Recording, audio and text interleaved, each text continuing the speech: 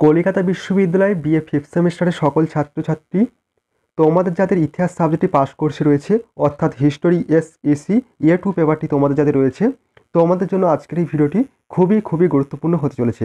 কারণ আজকের এই ভিডিওটিতে তোমাদের জন্য বাছাই করা একেবারে শেষ মুহূর্তে তিনটি মোস্ট ইম্পর্টেন্ট 15 নম্বরের কোশ্চেনের অ্যান্সার নিয়ে আলোচনা করব। যে কোশ্চেন তিনটি তোমাদের এবছর পরীক্ষার খাতায় আসার সম্ভাবনা খুবই রয়েছে। তাই বলবো সম্পূর্ণ ভিডিওটি তোমরা দেখবে এবং অবশ্যই এই ভিডিওটি তোমাদের বন্ধুদের কাছে বেশি করে শেয়ার করে দিও। কোশ্চেনের অ্যান্সারে যাওয়ার আগে তোমাদের যে বিষয় বলার ছিল, তোমরা যদি কেউ তোমাদের এই সাবজেক্টের উপর থেকে স্টাডি মেটেরিয়াল নোটস পারচেস করতে চাও, তাহলে অবশ্যই স্ক্রিনে দেওয়া হোয়াটসঅ্যাপ নম্বরে SMS-এর মাধ্যমে যোগাযোগ করে তোমরা সম্পূর্ণ স্টাডি মেটেরিয়ালটি সংগ্রহ করতে পারো। পূর্বের ভিডিওটিতে তোমাদের আমি এই সম্পূর্ণ এই প্রশ্নটির 50 নম্বরের প্রশ্নটির অ্যান্সার দিয়েছিলাম। সম্প্রতি তোমার দেখা একটি জনপ্রিয় মেলা বা উৎসব সম্পর্কে একটি প্রতিবেদন লেখো। মোস্ট ইম্পর্টেন্ট একটি কোশ্চেন। এই কোশ্চেনটি কিন্তু তোমাদের এবছর পরীক্ষা খাতায় 100% আসবে। তোমরা যারা এখনও পর্যন্ত সেই ভিডিওটি দেখোনি, অবশ্যই তোমরা চ্যানেলে ভিজিট করে সেই ভিডিওটি খুব সহজে দেখে নিতে পারো। এরপর দেখো তোমাদের 15 নম্বরের জন্য যে তিনটি কোশ্চেন রাখা হয়েছে, সেই তিনটি কোশ্চেনের সম্পূর্ণ অ্যান্সার তোমরা দেখে নাও। প্রথম কোশ্চেন ছিল, দেখো, মেলা কিভাবে সমাজের সংযোগ সাধনের মাধ্যম হিসেবে কাজ করে? মোস্ট ইম্পর্টেন্ট একটি 15 নম্বরের কোশ্চেন। উত্তরটি দেখো, উত্তরে প্রথম পয়েন্ট লিখবে ভূমিকা। মেলা কথাটির মধ্যে আছে মিলনের ইঙ্গিত। জাতি ধর্ম নির্বিশেষে আমরা গিয়ে এক জায়গায় মিলিত হই। সম্মিলিত মানুষের সমাবেশকেই মেলা বলে। প্রত্যেক মেলার একটা উপলক্ষ থাকে ঠিকই, কিন্তু একসময় সেটা একেবারে গৌণ হয়ে যায়, লক্ষ্য হয়ে ওঠে পরস্পরের মধ্যে মিলেমিশে কিছু দেওয়া নেওয়া বা আদান প্রদান। মেলা হলো মিলনের ক্ষেত্র। মিলনের মধ্যে মানুষ নিজেকে খুঁজে পায়। মেলা হলো একটি সাংস্কৃতিক উৎসব, একটি বাণিজ্যিক মেলা, একটি সামাজিক অনুষ্ঠান। এক কথায় এটি সমাজের একটি মাইক্রোসম। আজকের এই আধুনিক যুগে যখন মানুষ ব্যক্তিগত জীবনে আবদ্ধ হয়ে পড়েছে, মেলা সেই সামাজিক বন্ধনের সেতু হিসেবে কাজ করে। নেক্সট পয়েন্ট করে লিখবে নানা রকম মেলা। সারা বছর ধরে কোনো না কোনো জায়গায় মেলা হয়ে চলেছে। মেলার জন্য কোনো নির্দিষ্ট সময় থাকে না। কখনো চৈত্র সংক্রান্তির বিকেলে, কখনো আষাঢ়ের বৃষ্টি ভেজা দিনে, শীতের সকালেও বসে পৌষ সংক্রান্তির মেলা। নানা রকম বিষয়কে কেন্দ্র করে মেলা বসে। এক, ধর্মীয় মেলা। গঙ্গাসাগরের মেলা, হরিদ্বারে বা প্রয়াগরাজে কুম্ভ মেলা, পুরীর জগন্নাথের রথের মেলা, নবদ্বীপে শান্তিপুরের রাসের মেলা, চন্দননগরে জগদ্ধাত্রী পুজোর মেলা, তারকেশ্বরের গাজন ইত্যাদি। নেক্সট পয়েন্ট লিখবে মেলার সাধারণ চিত্র। মেলা মানেই প্রচুর মানুষের সমাগম, ফলে ভিড়, ঠেলাঠেলি, চেঁচামেচি, হট্টগোল, হরেক রকম বাঁশির আওয়াজ থাকবে। আর থাকবে রং বেরঙের পোশাক পরা বহু ভাষাভাষীর মানুষজন। মন ভোলানো জিলাপি, জিভে গজা থেকে শুরু করে চপ, বেগুনি, ফুচকা, বিরিয়ানির সমারোহ প্রতিটি মেলায় থাকবে। খাবারের ব্যাপারে নো কম্প্রোমাইজ। মেলার আরও একটি জনপ্রিয় আকর্ষণ ম্যাজিক শো, সার্কাস শো, যাত্রা, বাউল গানের আসর, বড় ও ছোটদের নাগরদোলা, নানা রকমের মনোরঞ্জনের ব্যবস্থা।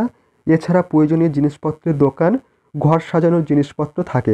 সব দিক থেকেই লক্ষ্য করলে দেখা যায় মেলায় মানুষ সব দিক থেকেই উপকৃত হয় এবং উপভোগ করে সমান। পরবর্তী নেক্সট পয়েন্ট লিখবে সামাজিক সংযোগ সাধনের মাধ্যম হিসেবে মেলার কার্যকারিতা। মানব মনের অনাবিল আনন্দের জন্য, মানুষের সঙ্গে মানুষের মিলনের জন্য, অজানা বিষয় বা জায়গাকে ভালোভাবে জানার জন্য মেলার প্রয়োজন আছে। এছাড়াও অর্থনৈতিক প্রয়োজনেও মেলার ভূমিকা রয়েছে। মেলায় প্রচুর জিনিস বেচাকেনা হয় স্থানীয় মানুষজনের তৈরি জিনিস যেমন মেলায় বিক্রি হয়, তেমনি বিভিন্ন জায়গা থেকে উৎপাদিত জিনিস মেলায় বিক্রি হয়। এতে অর্থনৈতিক দিকেরও অনেকটা উন্নতি হয়। এছাড়া বিভিন্ন ধর্মীয় কারণে মানুষ মেলায় উপস্থিত হয়। ধর্মীয় আদান প্রদানও হয় এখানে। সমাজের সংযোগ সাধনের মাধ্যম হিসেবে মেলার কার্যকারিতাগুলি নিম্নে আলোচনা করা হলো। 1 নম্বর কার্যকারিতা রয়েছে সাংস্কৃতিক বিনিময়। মেলা বিভিন্ন ধর্ম, জাতি এবং অঞ্চলের মানুষদের একত্রিত করে। এখানে তারা তাদের নিজস্ব সংস্কৃতি, ঐতিহ্য এবং রীতিনীতি ভাগ করে নেয়। লোকসঙ্গীত, নৃত্য এবং নাটকের মাধ্যমে তারা তাদের সংস্কৃতির প্রচার করে। এই বিনিময়ের মাধ্যমে মানুষ একে অপরের প্রতি সহনশীলতা এবং সম্মান গড়ে তোলে। 2, আর্থিক উন্নয়ন। মেলা শুধুমাত্র একটি সাংস্কৃতিক অনুষ্ঠান নয়, এটি একটি গুরুত্বপূর্ণ আর্থিক কার্যকলাপও। কৃষকরা তাদের ফসল বিক্রি করে, শিল্পীরা তাদের হস্তশিল্প বিক্রি করে। এছাড়াও মেলায় ছোট ব্যবসায়ীরা তাদের পণ্য বিক্রি করে। এভাবে মেলা স্থানীয় অর্থনীতির উন্নয়নে গুরুত্বপূর্ণ ভূমিকা পালন করে। 3. সামাজিক সম্পর্ক গড়ে তোলা। মেলায় মানুষ নতুন লোকদের সাথে পরিচিত হয়, পরিবার এবং বন্ধুরা একত্রিত হয়। এটি একটি সামাজিক অনুষ্ঠান হিসেবে কাজ করে এবং মানুষের মধ্যে পারস্পরিক সম্পর্ক গড়ে তোলে। মেলায় মানুষ একসাথে খেলাধুলা করে, গান গায় এবং নাচে। এটি তাদের মধ্যে একতা এবং ভ্রাতৃত্বের বন্ধন সৃষ্টি করে। নেক্সট পয়েন্ট 4 নম্বর রয়েছে সচেতনতা বৃদ্ধি। মেলা বিভিন্ন সামাজিক সমস্যা সম্পর্কে সচেতনতা বৃদ্ধি করতে পারে। স্বাস্থ্য, শিক্ষা এবং পরিবেশ সংক্রান্ত বিভিন্ন সংস্থা মেলায় স্টল বসিয়ে মানুষকে সচেতন করে। এছাড়াও মেলায় বিভিন্ন ধরনের প্রদর্শনী হয় যেখানে মানুষ বিভিন্ন বিষয় সম্পর্কে জানতে পারে। 5. ঐতিহ্য সংরক্ষণ। মেলা আমাদের ঐতিহ্য এবং সংস্কৃতির সংরক্ষণে গুরুত্বপূর্ণ ভূমিকা পালন করে। মেলায় আমরা আমাদের পূর্বপুরুষদের রীতিনীতি এবং ঐতিহ্য দেখতে পাই। এটি আমাদের নতুন প্রজন্মকে আমাদের ঐতিহ্যের সাথে যুক্ত করে। 6. সমস্যার সমাধান। মেলায় মানুষ তাদের সমস্যা এবং অভিযোগ সরকারি কর্মকর্তাদের কাছে তুলে ধরতে পারে। সরকারি কর্মকর্তারা মেলায় উপস্থিত থেকে মানুষের সমস্যা শুনতে পারে এবং তার সমাধানের চেষ্টা করতে পারে। 7. সামাজিক একতা। মেলা সমাজের বিভিন্ন স্তরের মানুষদের একত্রিত করে। এটি একটি সামাজিক বন্ধনের সেতু হিসেবে কাজ করে। মেলায় মানুষ ধর্ম, জাতি এবং অঞ্চলের পার্থক্য ভুলে একত্রিত হয়। এটি সমাজে একতা এবং সামঞ্জস্য বজায় রাখতে সাহায্য করে। সর্বশেষ পয়েন্ট লিখবে উপসংহার। মেলা লোক সংস্কৃতির পরিচয়বাহী। মেলায় জাতি ধর্ম নির্বিশেষে সব মানুষের আগমন ঘটে বলে এখানে মানুষ যেমন আনন্দ উপভোগ করে তেমনি মানুষের মন থেকে সংকীর্ণ জাতিভেদ ধর্মভেদ দূর হয়, মানুষ একত্রে মিলিত হয়। মেলা হলো সৃজনশীলতার একটি ক্ষেত্র। এখান থেকে অনেক শিল্পীর জন্ম হয়। গানের শিল্পী, মৃৎশিল্পী ও ভাস্কর্যের শিল্পীর সন্ধান পাওয়া যায়। বহু অখ্যাত গ্রাম খ্যাতির আলো পায়। সব মিলিয়ে বলা যায় যে সমাজের সংযোগ সাধনে মেলার কার্যকারিতা ও গুরুত্ব অপরিসীম। এই ছিল তোমাদের মোস্ট ইম্পর্টেন্ট একটি কোশ্চেন। তোমরা অবশ্যই কোশ্চেনটি ভালোভাবে প্র্যাকটিস করেছো। অবশ্যই তোমরা কোশ্চেনটি তোমাদের পরীক্ষার খাতায় কমন পেয়ে যাবে। এরপর দেখে নাও পরবর্তী নেক্সট ইম্পর্টেন্ট কোশ্চেন। দেখো এই কোশ্চেনটি কিন্তু তোমাদের এবছর পরীক্ষায় আসার সম্ভাবনা 100% রয়েছে।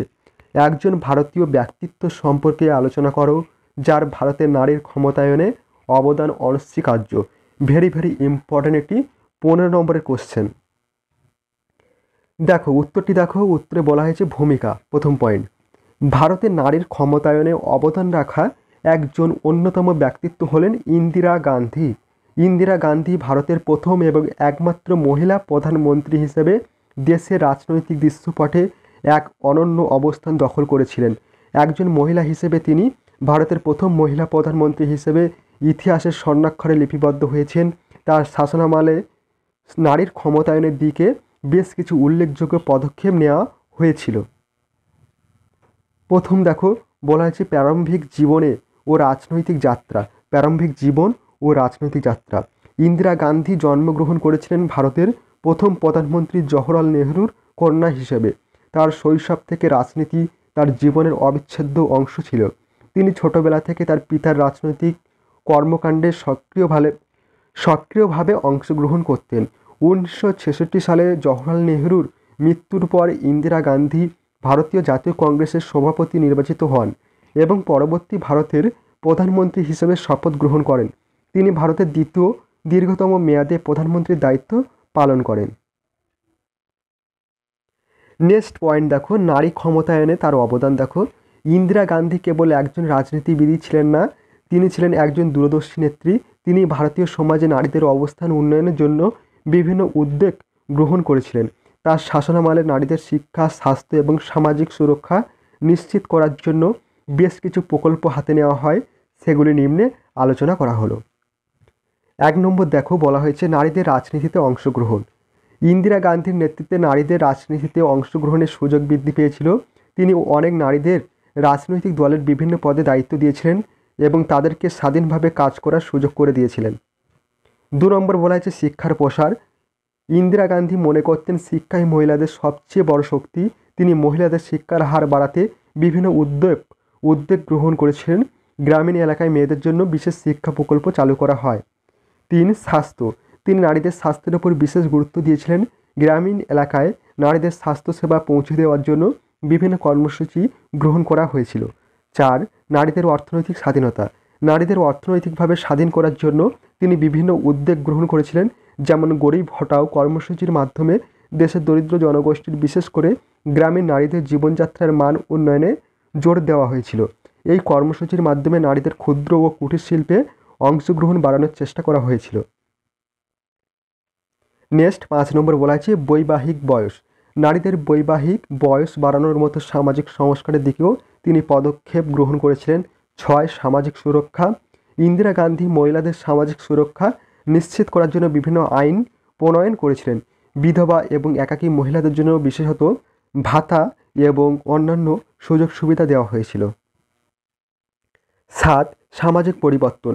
ইন্দিরা গান্ধীর শাসনামলে ভারতীয় সমাজে ব্যাপক পরিবর্তন এসেছিল। তিনি জাতি, ধর্ম এবং লিঙ্গের ভিত্তিতে সমাজে বিদ্যমান বৈষম্য দূর করার জন্য কাজ করেছিলেন। তার নেতৃত্বে ভারতীয় সমাজে নারীদের অবস্থান উন্নয়নের জন্য বেশ কিছু গুরুত্বপূর্ণ পদক্ষেপ গৃহীত হয়েছিল। এরপর দেখো নেক্সট পয়েন্ট করে লিখবে কেন ইন্দিরা গান্ধীকে নারীর ক্ষমতায়নের প্রতীক হিসেবে দেখা হয়। প্রথমত, তিনি একজন দৃঢ় নেতা হিসেবে নিজেকে প্রমাণ করেছিলেন এবং নারীদের জন্য সমান অধিকারের লড়াইয়ে সামনে থেকে নেতৃত্ব দিয়েছিলেন। দ্বিতীয়ত, তার শাসনামলে নারীদের জীবনে বেশ কিছু গুরুত্বপূর্ণ সামাজিক পরিবর্তন এসেছিল। তৃতীয়ত, তিনি অনেক নারীর জন্য একজন প্রেরণার উৎস হয়ে উঠেছিলেন। যদিও ইন্দিরা গান্ধীর শাসনামলে নারীর ক্ষমতায়নের দিকে অনেক পদক্ষেপ নেওয়া হয়েছিল, তবুও ভারতে নারীদের সমান অধিকার আদায়ের লড়াই এখনও চলছে। সর্বশেষ পয়েন্ট লিখবে উপসংহার। ইন্দিরা গান্ধী কেবল একজন রাজনীতিবিদ ছিলেন না, তিনি ছিলেন একজন দূরদর্শী নেত্রী। তিনি ভারতীয় সমাজে নারীদের অবস্থান উন্নয়নের জন্য বিভিন্ন উদ্যোগ গ্রহণ করেছিলেন। তার নেতৃত্বে ভারতীয় সমাজে নারীদের অবস্থান উন্নয়নের জন্য বেশ কিছু গুরুত্বপূর্ণ পদক্ষেপ গৃহীত হয়েছিল। ইন্দিরা গান্ধীর জীবন ও কাজ ভবিষ্যৎ প্রজন্মের জন্য অনুপ্রেরণার উৎস হয়ে থাকবে। এরপর দেখো নেক্সট কোশ্চেন রাখা ছিল ভারতীয় নারী অগ্রগতির পথে প্রতিবন্ধকতাগুলি কী কী। ভেরি ভেরি ইম্পর্ট্যান্ট একটি 15 নম্বরের কোশ্চেন। তোমরা কিন্তু এই কোশ্চেনগুলি অবশ্যই খাতায় নোট ডাউন করে নিও এবং এই শেষ মুহূর্তে ভালোভাবে প্র্যাকটিস করে যেও, অবশ্যই তোমরা উপকৃত হবে। দেখো উত্তরটি দেখো। উত্তরে প্রথম পয়েন্ট লিখবে ভূমিকা। ভারতীয় সমাজে নারীদের অবস্থান ইতিহাসের বিভিন্ন সময়ে পরিবর্তিত হয়েছে। যদিও গত কয়েক দশকে নারীদের অধিকার এবং সামাজিক অবস্থান উন্নতির পথে, তবুও তাদের সম্পূর্ণ স্বাধীনতা এবং সমানতা অর্জনের পথে বেশ কিছু প্রতিবন্ধকতা রয়ে গেছে। এই প্রতিবন্ধকতাগুলি সাংস্কৃতিক, সামাজিক, অর্থনৈতিক এবং রাজনৈতিক সব ক্ষেত্রেই বিস্তৃত। দেখো প্রতিবন্ধকতার মূল কারণ, পরবর্তী নেক্সট পয়েন্ট। 1 নম্বর কারণ পুরুষতান্ত্রিক সমাজ। ভারতীয় সমাজে প্রাচীনকাল থেকে পুরুষতান্ত্রিক, পুরুষকে পরিবারের মুখ্য এবং নারীকে গৃহকর্মের জন্য উপযোগী মনে করা হয়। এই ধারণাটি এখনও সমাজের অনেক অংশে প্রবলভাবে বিরাজমান। নেক্সট 2 নম্বর ধর্মীয় সংকীর্ণতা। কিছু ধর্মীয় গ্রন্থ ও রীতিনীতি নারীদেরকে পুরুষের চেয়ে নিম্ন স্তরে মনে করে। এই ধারণাটি নারীদের সামাজিক ও অর্থনৈতিক অগ্রগতিতে বাধা হয়ে দাঁড়ায়। ফলে নারীরা সমাজে পুরুষদের সমান অংশীদার হিসাবে নিজেদেরকে প্রতিষ্ঠা করতে পারে না। 3. শিক্ষার অভাব। ভারতে নারীদের শিক্ষার হার পুরুষের তুলনায় অনেক কম। বিশেষ করে গ্রামীণ এলাকায় নারীদের শিক্ষার হার পুরুষের তুলনায় অনেক কম। শিক্ষার অভাব নারীদের স্বাধীনভাবে চিন্তা করতে এবং নিজেদের অধিকারের জন্য লড়াই করতে বাধা দেয়। 4. সামাজিক চাপ। ভারতীয় সমাজে নারীদের উপর সামাজিক চাপ অত্যন্ত বেশি। তাদের ঘরের কাজের পাশাপাশি কর্মজীবনেও সফল হতে হয়।